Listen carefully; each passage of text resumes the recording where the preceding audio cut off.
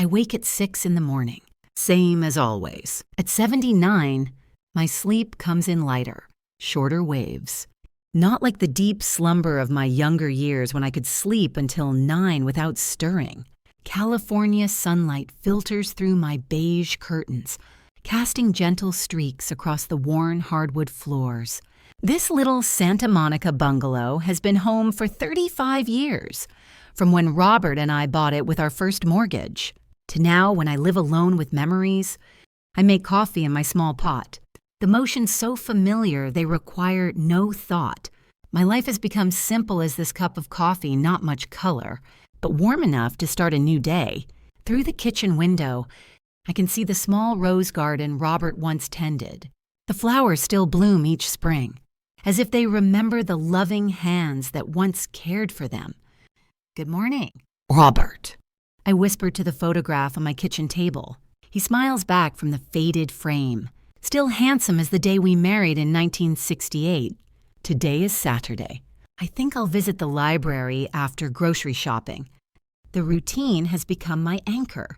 Saturday mornings at Whole Foods, where Maria at checkout always asks about my roses. Tuesday evenings at the local library, sitting in the same chair by the mystery section. Sundays at St. Augustine Church, third pew from the front, same spot for 15 years. These small rituals give shape to days that could otherwise feel endless. David calls every other week, usually on Sunday evenings. My 45-year-old son works as a software engineer up in Silicon Valley. Busy with code and deadlines I don't pretend to understand. He's good to me.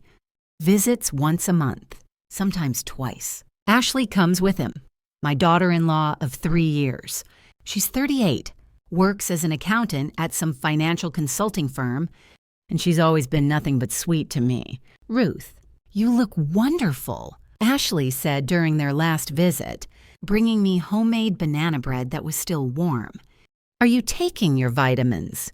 Getting enough protein?" She has this way of fussing over me that reminds me of how I used to worry about David when he was small. Sometimes I wonder if David talks to me less now that he has Ashley. Not in a jealous way. I'm grateful someone loves my boy.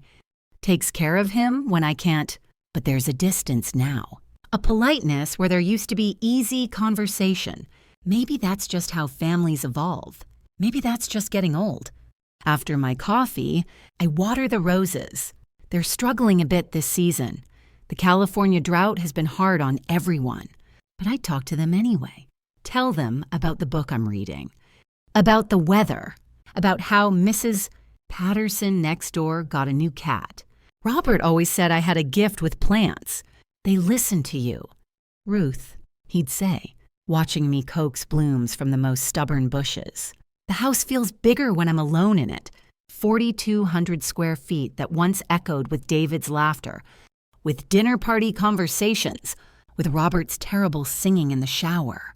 Now it's just me and the creaks in the floorboards, the hum of the old refrigerator, the tick of the grandfather clock in the hallway. I've thought about moving to one of those senior communities. David's mentioned it. Gently, always careful not to push. Just for the social aspect. "Mom, you might enjoy having people around, but this house holds everything I have left of the life I built."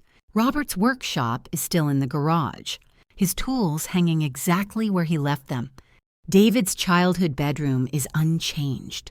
Baseball trophies dusty on the shelves. At 10 o'clock, I sit down with my iPad, David's gift last Christmas, to check my bank balance. It's become a monthly ritual, the small act of financial maintenance. I'm careful with money. Always have been. Grew up during the tail end of the Depression. Learned early that security comes from saving, not spending the $120. 410 in my Wells Fargo savings account represents 30 years of careful budgeting, small investments, and Robert's pension that I've barely touched. I tap the banking app, enter my password, David's birthday, 0615, and wait for the page to load. The internet in this old house is slow, but I'm patient. I've learned patience in my 79 years. The screen refreshes. I blink. certain I'm reading it wrong. Current balance, zero. Zero. My heart stops. Actually stops. Then starts again with a painful thud against my ribs. I set the iPad down with shaking hands, stare at the screen until the numbers blur. This can't be right. This has to be some kind of mistake, a computer error. Something. I tap the screen again. Refresh the page. The zero stares back at me, cold and absolute. Oh, God, I whisper to the empty kitchen. Oh, God, what happened to my money? I don't sleep Saturday night.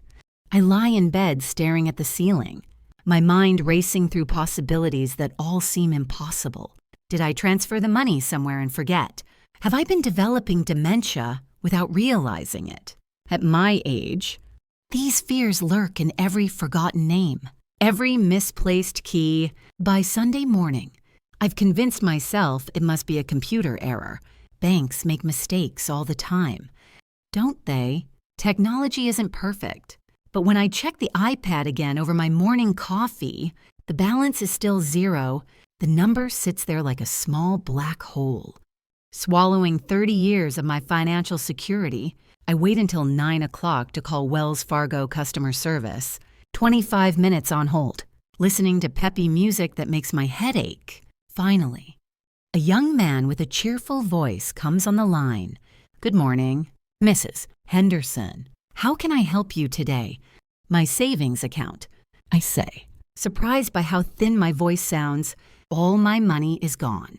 The balance shows zero, but that can't be right. Let me look into that for you. Can you verify your address and the last 4 digits of your social security number? I give him the information, grip the phone tight against my ear. I see the issue.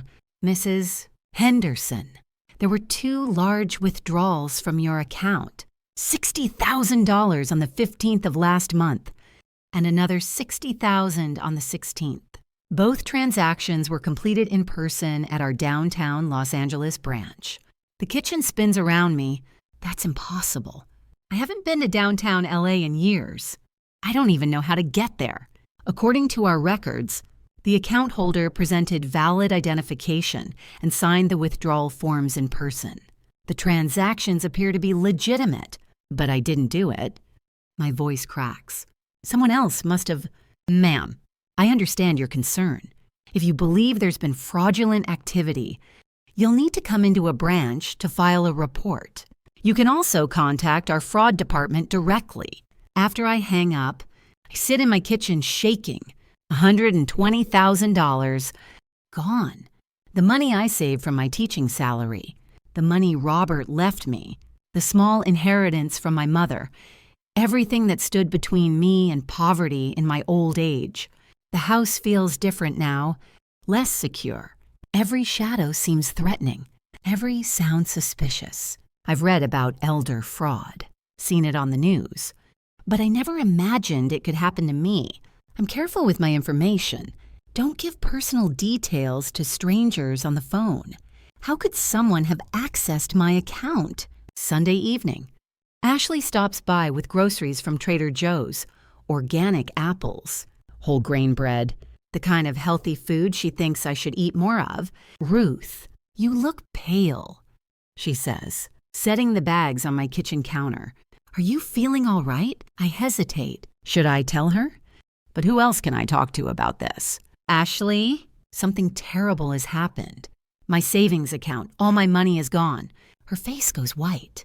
What do you mean, gone? Someone withdrew it all. $120,000. The bank says it was done in person, but I never went to any downtown branch. Ashley sinks into a kitchen chair. Oh my God. Ruth, that's identity theft. Someone must have stolen your information. She reaches across the table, covers my hand with hers. This is exactly the kind of scam I read about at work. Criminals target elderly people, steal their personal data, but how would they get my ID, my social security number? There are so many ways now. Data breaches, mail theft, online phishing. These people are sophisticated. Ashley's voice is firm. Professional? Don't worry. Ruth, I deal with financial fraud cases at my firm. I can help you navigate this." Her confidence is reassuring. I feel some of the panic ease from my chest. "The first thing we need to do is contact the bank's fraud department." Ashley continues. "Then we'll need to file a police report. Have you told David yet? I was going to call him tonight. Let me handle it. He gets so stressed about these things. And he's got that big project at work. I'll explain everything to him. Make sure he understands it's not your fault." When I call David later, his response is exactly what Ashley predicted. "Mom, are you sure you didn't transfer the money somewhere? Maybe to a CD or something?" "David, I would remember moving $120,000. I know. It's just, these things don't usually happen unless someone has access to your information. Are you sure you haven't given your password to anyone or clicked on any suspicious emails?" The doubt in his voice cuts deep. "I'm not senile. David, I didn't say you were, but you have to admit, you're not as sharp with technology as you used to be. Remember when you thought that email from the Nigerian prince was real? That was different. This is my bank account. Look, Ashley knows about this stuff. She's already looking into it. Just let her help you." "Okay." She's good at dealing with banks and paperwork. After we hang up, I sit in my darkened living room, feeling more alone than I have since Robert died. My own son doubts me. He thinks I'm becoming one of those confused old women who falls for scams and forgets where she puts things. But I know what I know. I didn't withdraw that money. Someone else did. And somehow, I'm going to prove it Thursday afternoon. I invite Ashley over for tea. I've been thinking all week about our conversation, about her quick knowledge of fraud procedures, about the way she immediately knew what steps to take. It should be comforting, having someone so knowledgeable on my side. Instead, something nags at me, a whisper of doubt I can't quite silence. I set out my good china, the blue and white pattern Robert bought me for our 20th anniversary. Ashley arrives promptly at 3, wearing a navy blazer and carrying a folder of papers. "I've been researching your case," she says, settling into the chair across from me. "I think I know how the thieves might have gotten your information." "Oh, there was a data breach at Equifax a few years ago. Millions of people's personal information was compromised. Social security numbers, addresses, birth dates, everything someone would need to impersonate you." She pulls out printouts from her folder, spreads them across my kitchen table. "See, here's how these scams typically work. The criminals buy stolen data on the dark web, then create fake IDs. They study their victims, learn their habits, their bank information. I study the papers, but the words blur together. Ashley, I need to ask you something directly." She looks up, eyebrows raised. "Of course. The bank said someone came in person with my ID, someone who looked enough like me to fool the tellers. Do you know anyone who might have had access to my personal information?" Ashley's face hardens. "Ruth, what exactly are you asking me? I'm not accusing anyone. I just need to understand how this could have happened. Are you suggesting that I had something to do with this?" Her voice rises. "I can't believe you would even think that. I've been trying to help you. I know you have, and I'm grateful. But what? You think I stole your money?" Ashley stands up abruptly, her chair scraping against the floor. "I make good money at my job. Ruth, I don't need to steal from elderly people." "Ashley, please sit down. I'm just trying to figure out." "No, I think I understand perfectly." Tears spring to her eyes. "You've never really trusted me. Have you? You've always thought I wasn't good enough for David." "That's not true." "It is true. You're always watching me, judging me. And now you're accusing me of being a criminal." She grabs her purse, heads toward the door. "I was trying to help you, but clearly you'd rather believe I'm some kind of con artist." "Ashley, wait." But she's gone, the front door slamming behind her. I sit alone in my kitchen, surrounded by the fraud research papers she left behind. Did I handle that wrong? Am I becoming a paranoid old woman, suspicious of everyone around me? My phone rings an hour later. David's name on the caller ID makes my stomach clench. Mom, what the hell did you say to Ashley? His voice is colder than I've ever heard it. David, I just asked her some questions about... She's crying. Mom, she came home in tears because you accused her of stealing from you. I didn't accuse her. I just wondered... You wondered if my wife is a thief. My wife, who has been nothing but kind to you. My wife, who dropped everything to help you with this banking mess. David, please listen to me. No, you listen to me. Ashley has been working overtime to research fraud protection for you. She's contacted her firm's legal department for advice. She's been losing sleep worrying about your situation, and this is how you repay her.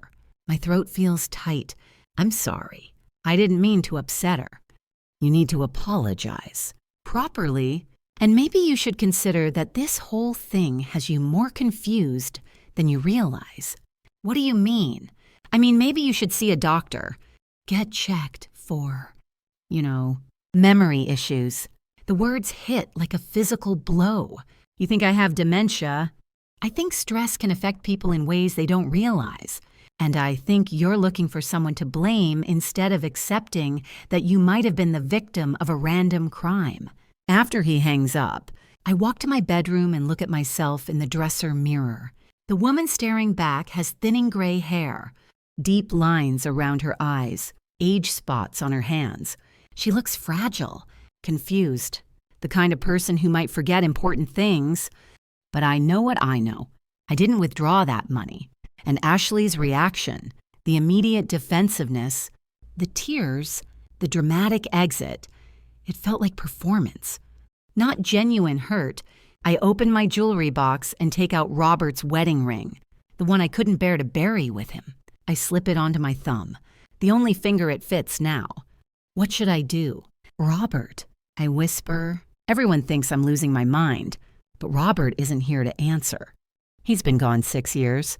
And I'm on my own with this. If I'm going to find out what happened to my money, I'll have to do it myself, even if it means my own family stops believing in me. Tuesday morning, I dress in my navy blue suit, the one I used to wear to parent-teacher conferences back when I was still working. If I'm going to the bank to demand answers, I want to look like someone who shouldn't be dismissed. The Wells Fargo branch is busy, full of young professionals making deposits on their way to work. I wait 20 minutes to speak with the manager, a kind-faced Hispanic man named Mr. Rodriguez, who can't be much older than David. Mrs. Henderson, I remember your call. How can I help you today? I want to see every document related to my account withdrawals, the signatures, the ID that was presented, everything. He disappears into a back office and returns with a thick file. These are copies of the withdrawal forms. The original identification presented was a California driver's license that matched our records. I study the signature on the withdrawal forms. It says Ruth Henderson in careful script. But something's wrong. My hand hasn't been steady for years. Arthritis makes my writing shaky, inconsistent. This signature is too neat, too controlled. Mr. Rodriguez, could you get my original signature card? The one from when I opened the account. He compares the documents side by side. Even he can see the difference. Mrs. Henderson, you're right. These signatures don't appear to match. The withdrawal signature is much steadier than your account signature. What about the security camera footage from those days? We keep surveillance video for 60 days. Let me see what we have. He leads me to a small office with computer monitors. After several minutes of scrolling through digital files, he finds the relevant dates. On the screen, I watch a woman approach the teller window. She's wearing a dark blazer, sunglasses, and a face mask. COVID precautions that would have seemed normal at the time but now look suspicious. The woman's build is similar to mine, but her movements are different. Younger, more confident. She walks like someone in her 30s or 40s, not like a 79-year-old with arthritic knees. Can you enhance the image? I ask. Not really. But I can tell you what our teller remembered about the transaction. Linda worked both days. He calls over a middle-aged woman with kind eyes. Linda, this is Mrs. Henderson. She's asking about the large withdrawals from last month. Linda nods. I remember those transactions. The woman seemed nervous, kept clearing her throat, said she had a cold, which is why she was wearing the mask. Her ID looked a little old, but the photo matched well enough. Old how? The format was from several years ago. Most people have updated to the newer license design by now. My heart pounds. 3 years ago, I lost my wallet at the grocery store. Ashley helped me get a replacement driver's license. I assume the old one was thrown away. But what if... Linda, did you notice anything else about her? She knew a lot about your account. Your address, your social security number, your account history. That's why I didn't question the transaction. She had all the right information. After leaving the bank, I drive to the Santa Monica Library and use their computer to research identity theft procedures. What I find makes my blood run cold. The most common perpetrators of elder financial abuse aren't strangers. They're family members, caregivers, people with trusted access to personal information. I think about Ashley's job as an accountant, her knowledge of banking procedures, her access to my house and personal documents. I think about David and Ashley's mortgage, their expensive cars, the financial pressure that young couples face. But I need proof. Suspicion isn't enough. I call attorney Sarah Chen, whose ad I found online specializing in elder abuse cases. Her office is in downtown Santa Monica, a modern building that smells of leather and confidence. Mrs. Henderson, tell me everything, she says. Settling behind her polished desk, I explain about the missing money, the suspicious signatures, the security footage. Sarah takes notes in a neat legal pad, occasionally asking clarifying questions. The signature discrepancy is significant, she says. Combined with the old ID format, we have grounds for a fraud investigation. I'd like to hire a private investigator to look into this further. How much will this cost? My retainer is $5,000. The PI will be another $2,000. I know it's a lot. But if we can prove fraud, you'll recover your losses plus damages. I think about my small checking account. The monthly Social Security payments that are my only remaining income, $5,000 is a fortune to me now. What if I can't afford it? Some attorneys work on contingency for these cases. But Mrs. Henderson, I have to ask, is there any possibility that a family member might have had access to your personal information? The question hangs in the air between us. Saying yes would mean acknowledging that someone I love and trust has betrayed me. Saying no would mean lying to my lawyer. Yes, I whisper. There is. Sarah nods grimly. Elder financial abuse by family members is more common than people realize. Adult children, spouses, caregivers, they have access, opportunity, and often financial motivation. What do? We gather evidence, we build a case, and if we find proof of fraud, we prosecute to the full extent of the law. Even if it's family, I leave Sarah's office with a signed retainer agreement and a sick feeling in my stomach. By tomorrow, a private investigator will be looking into Ashley's background, her financial records, her history. I'm about to destroy my relationship with David forever, but I can't live the rest of my life wondering if the people I love most have stolen my security away. That night, I sit in Robert's chair in the living room, holding his photograph. I hope I'm doing the right thing, I tell him. I hope I'm not becoming the kind of bitter old woman who suspects everyone. But the bank evidence is clear. Someone used my identity to steal my life savings. And unless I fight back, they're going to get away with it. Even if it breaks my heart to discover who they really are. The private investigator, Mike Stevens, calls me on a Thursday morning 3 weeks later. His voice is carefully professional, but I can hear the weight of what he's discovered. Mrs. Henderson, I think you should come to my office. There are some things we need to discuss in person. His office is in a strip mall in Culver City, between a nail salon and a tax preparation service. Mike is a stocky man in his 50s with tired eyes that have seen too much human frailty. I've completed my investigation, he says, sliding a manila folder across his desk. I'm afraid the news isn't good. Inside the folder are photographs, bank records, credit reports, and employment histories. My hands shake as I turn through the pages. Ashley Henderson has a history of financial impropriety, Mike explains. She was terminated from 2 previous accounting positions for discrepancies in client accounts, never formally charged. But the pattern is clear. He shows me copies of credit card statements, loan applications, mortgage documents. Your son and daughter-in-law are in serious financial trouble. They're 3 months behind on their mortgage, maxed out on multiple credit cards, facing foreclosure. How much do they owe? Nearly $200,000 in total debt. The room spins around me. David never told me about any financial problems. I thought his software engineering job paid well, that Ashley's accounting career was stable. There's more. Mike continues. I traced the withdrawn funds. The money was deposited into a joint account belonging to David and Ashley Henderson. From there, it was used to make mortgage payments, pay down credit cards, and prevent foreclosure proceedings.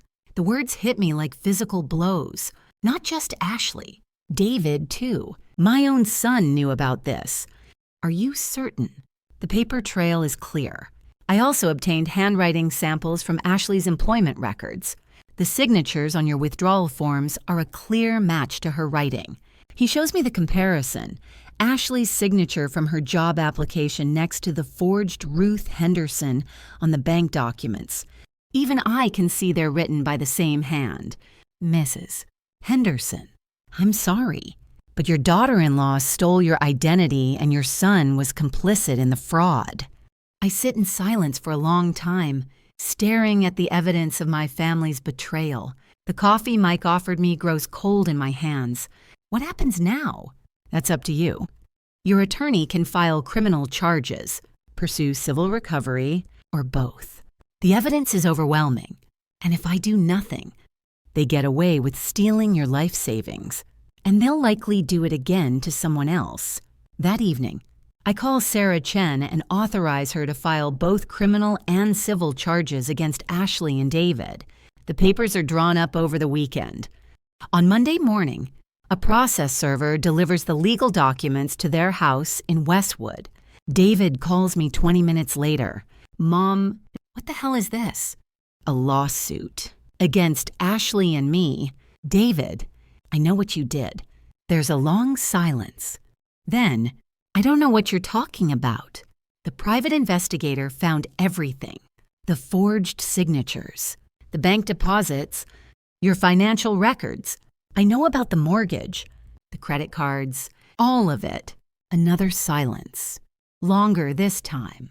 When David speaks again, his voice is different, smaller, defeated. Mom, we were going to lose the house, so you stole from me instead.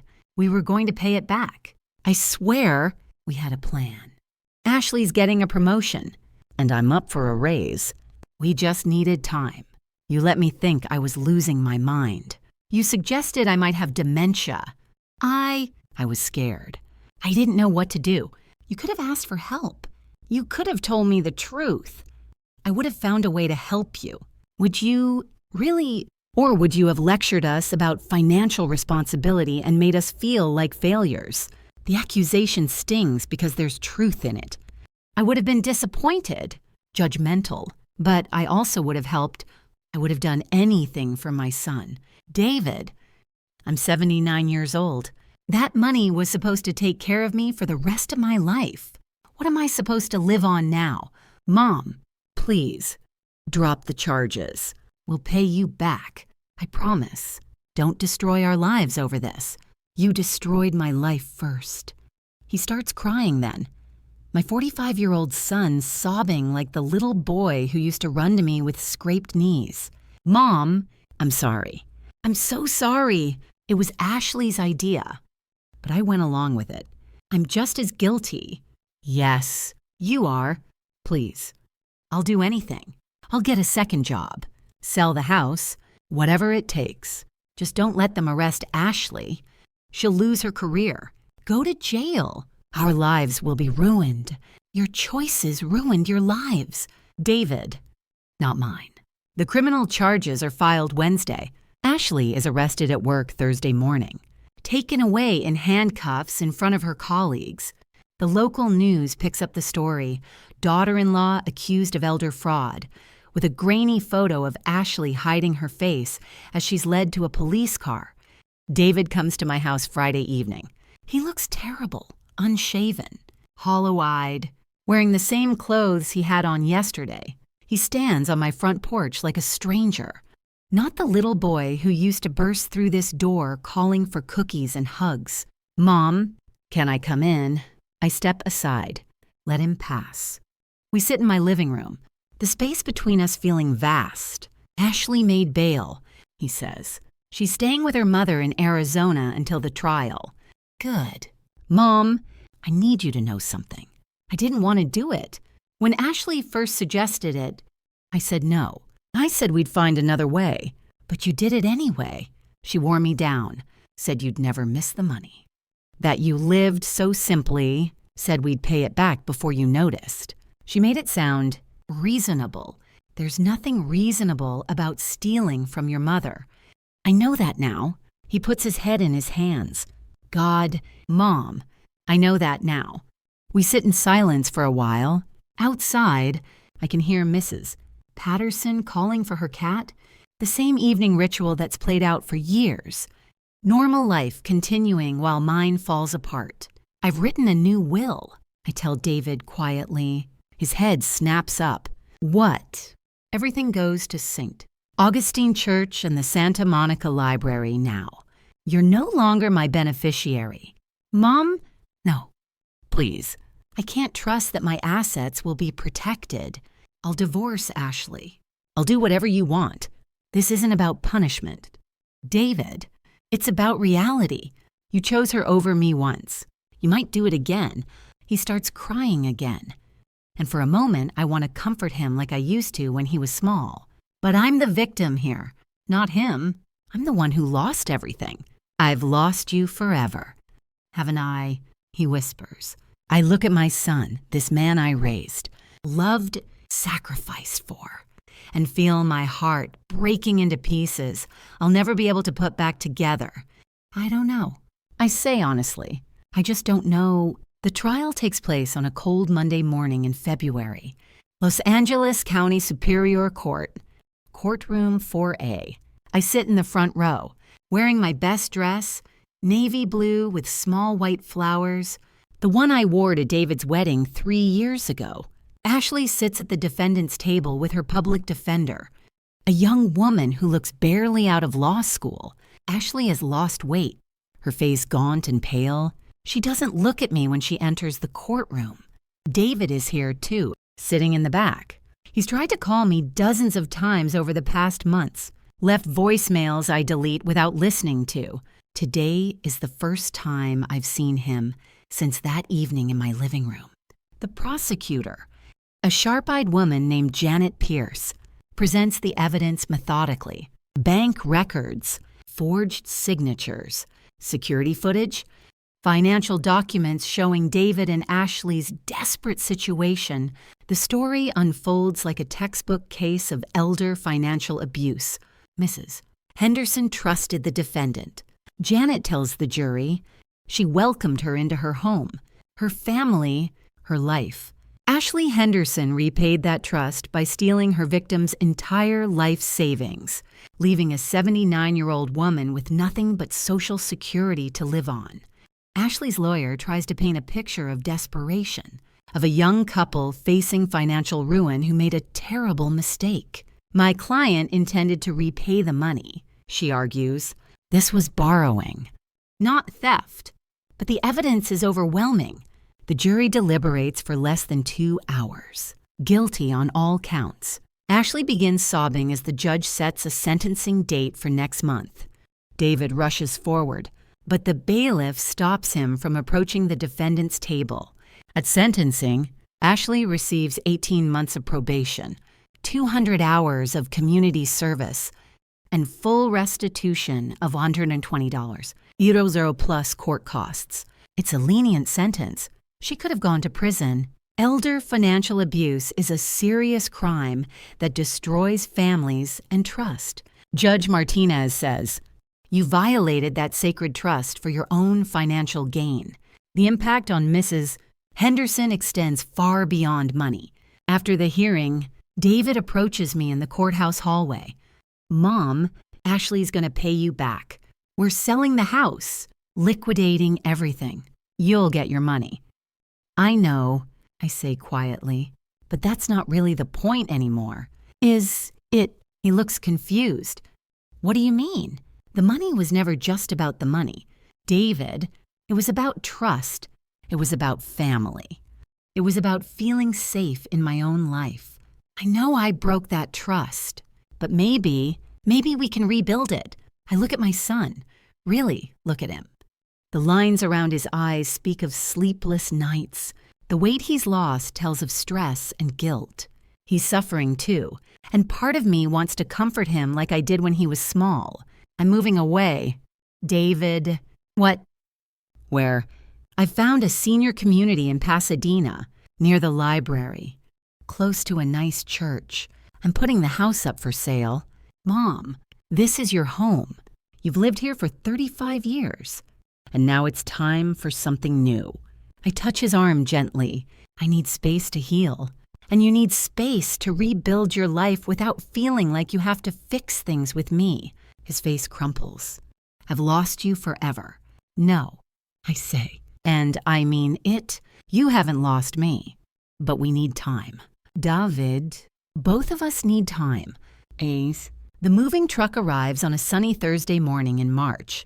I've donated most of my furniture to charity, keeping only the essentials and the things that hold the deepest memories. Robert's photographs, my books, the china set we received as a wedding gift. David helps load boxes, working silently alongside the movers.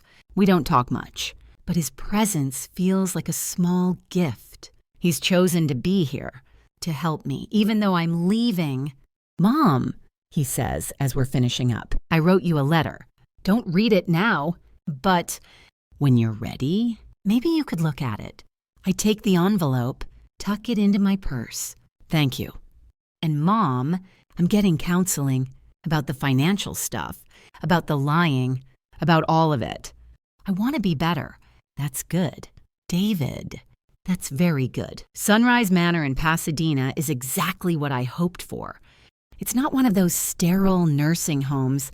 It's more like a small neighborhood of people who happen to be older. My studio apartment overlooks a rose garden that reminds me of the one Robert tended. The coincidence feels like a small blessing. My first week, I spend time getting oriented.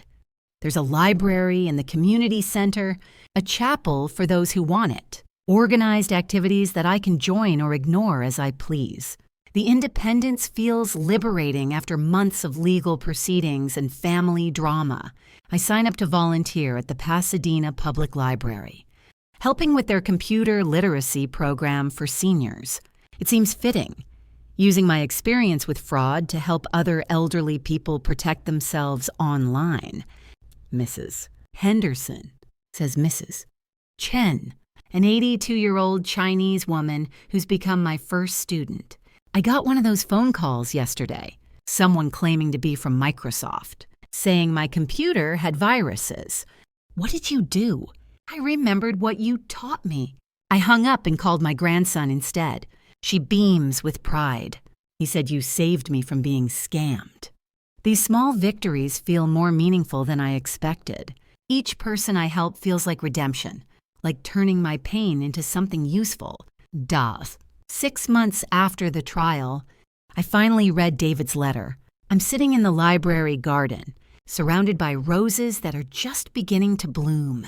"Dear Mom, I don't know if you'll ever read this, but I need to write it anyway. I've been going to counseling for 4 months now, and Dr. Patterson, you'd like her. She reminds me of you in some ways, has helped me understand how I got to the point where I could betray you so completely. I think I've spent my whole adult life trying to prove I didn't need you anymore. When Ashley came along, she made me feel independent, capable, like I was finally a real grown-up. When we got into financial trouble, admitting it to you felt like admitting I was still a child who couldn't manage his own life. That doesn't excuse what I did. Nothing excuses what I did. But I want you to know that I understand now how deeply I hurt you. It wasn't just about the money. It was about making you doubt your own mind, your own reality. It was about choosing someone else over the woman who raised me, loved me, sacrificed for me. Ashley and I are divorced now. She's in Arizona, working to pay back what she owes you. I'm in a small apartment, living simply, trying to figure out who I am when I'm not lying to everyone, including myself. I know you need time. I know you may never be able to trust me again, but I want you to know that I'm working every day to become the kind of man you raised me to be, the kind of man Dad would have been proud of. I love you. Mom, I never stopped loving you. Even when I was betraying you, I hope someday that will matter again. Your son, David.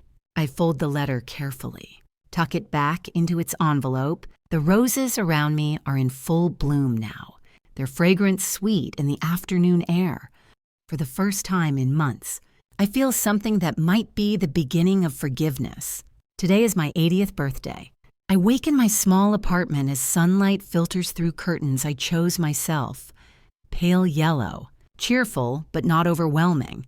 The view from my window shows the rose garden where I spend most of my mornings, tending to flowers that seem to thrive under my care. The past year has taught me things I never expected to learn at this stage of life. I've discovered that betrayal doesn't have to be the end of the story. It can be the beginning of a different one. I've learned that forgiveness isn't about forgetting or excusing. It's about choosing not to let someone else's actions poison your remaining days. I make coffee in my small kitchenette and sit at my table to write. Writing has become my morning ritual, a way of making sense of the journey that brought me here. Dear David, today I am 80 years old. Can you believe it? When I was young, 80 seemed impossibly ancient. Now it feels like simply the next chapter in a story that still has pages left to write. I want you to know that I've forgiven Ashley. Not because she deserves it, but because carrying anger is like carrying a stone in your pocket. It doesn't hurt the person who put it there, but it weighs you down with every step. You too, David. I forgive you not because you've earned it through your letters and your counseling and your attempts to make amends, but because you are my son. Love doesn't have conditions, but trust has to be rebuilt brick by brick, day by day. I'm proud of the work you're doing on yourself. Your father would be proud too. He always said the measure of a person isn't whether they make mistakes, but whether they learn from them. Come visit me when you're ready. I'll be here, tending my roses and teaching seniors how to protect themselves from scams. It turns out my experience with fraud has made me quite the expert on prevention. The money Ashley took was meant to secure my old age. Instead, it gave me something more valuable. The knowledge that I am stronger than I knew, braver than I believed, and capable of rebuilding my life even at 79 or 80, as of today, with love and hope for our future. Mom, I seal the letter in an envelope. Address it to David's new apartment. Tomorrow I'll mail it, along with a small birthday gift for myself. The act of reaching out, of choosing connection over isolation. At 10 o'clock, I walk to the Pasadena Library for my volunteer shift. Thursday mornings are computer literacy for seniors, and today we have a new student, Mr. Williams, a retired mechanic whose granddaughter signed him up because he keeps falling for email scams. Mrs. Henderson, he says, settling into the chair beside me. My granddaughter says you're going to teach me how not to be such a fool. Mr. Williams, You're not a fool. You're someone who grew up in a world where people generally told the truth. The internet is different. We just need to learn the new rules. I show him how to recognize phishing emails, how to verify suspicious phone calls, how to protect his passwords. As we work, I think about how strange life is, how my worst experience has become my greatest gift to others. You know, Mr. Williams says as we finish up, my granddaughter told me you went through something like this yourself. Someone stealing from you. Yes, I did. Must have been hard, especially when it was family. I consider this. It was the hardest thing I've ever been through, but it taught me something important. What's that? That we're stronger than we think we are. That it's never too late to start over. That trust, once broken, can be rebuilt if both people are willing to do the work. Mr. Williams nods thoughtfully. Sounds like you're doing okay now. I am, I say, and I realize it's true. I really am. That evening, I sit in the garden as the sun sets behind the San Gabriel Mountains. The roses are thriving. I've learned their needs, their rhythms, their capacity for renewal. Like me, they can be cut back and still bloom again. My phone rings.